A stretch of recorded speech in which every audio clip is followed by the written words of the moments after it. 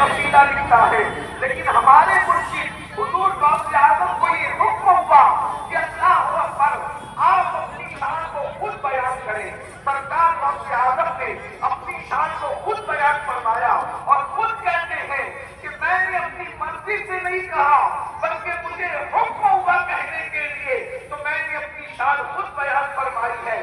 کائنات کا یہ ایسا ولی ہے جس نے اپنا قصیدہ خود اپنی شان میں اللہ رسول کے حکم سے بیان کیا۔ قصیدہ ہے جسے اللہ اکبر ہم قصیدہ غوثیہ کے نام سے جانتے ہیں، اس میں ایک شعر ہے سرکار غوث اعظم، اسی پر آج کی پوری گفتگو ہوگی، مگر بہت توجہ سے سننے کی ضرورت ہے۔ ویسے ماشاءاللہ توجہ سے سنتے ہی ہیں اور وقت بھی ہمارے پاس بہت محدود ہے، ہمیں وقت پر محفل ختم کر کے یہاں سے رخصت ہونا ہے انشاءاللہ تبارک و تعالیٰ۔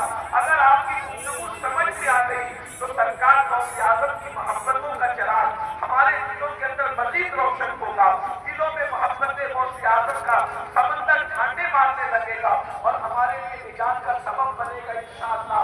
یاد رکھنا، ایسے لوگوں سے جڑیے جن لوگوں سے جڑنا باعث سے نجات ہے، ایسے لوگوں سے جڑیے جن کی نسبتیں نجات کا باعث بنتی ہے۔ حضور غوث اعظم کے قصیدہ غوثیہ کا ایک شعر ہے، کہتے ہیں انا الباقی اشرف کل شیخ، کہ میں ولیوں کی کائنات کا باغ اشرف، فرماتے ہیں میں ولیوں کی کائنات کا باغ اشرف ہوں۔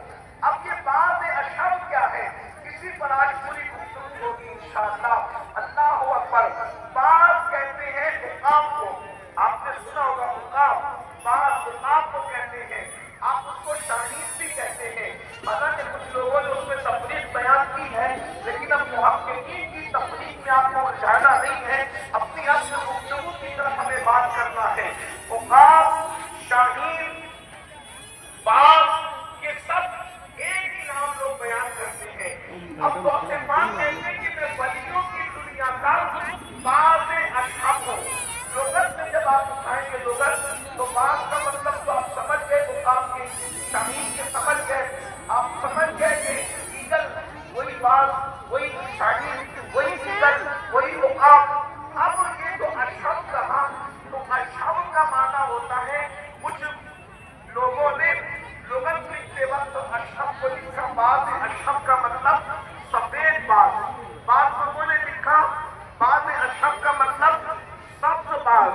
لیکن جب آپ سارے معنی کو ملاتے ہیں تو میرے اپنی نظر میں یہ معنی بڑا خوبصورت لگتا ہے، چمکتا ہوا باغ، اس لیے کہ یہ نورانی خاندان کے فرد ہے، تیری نقش باغ۔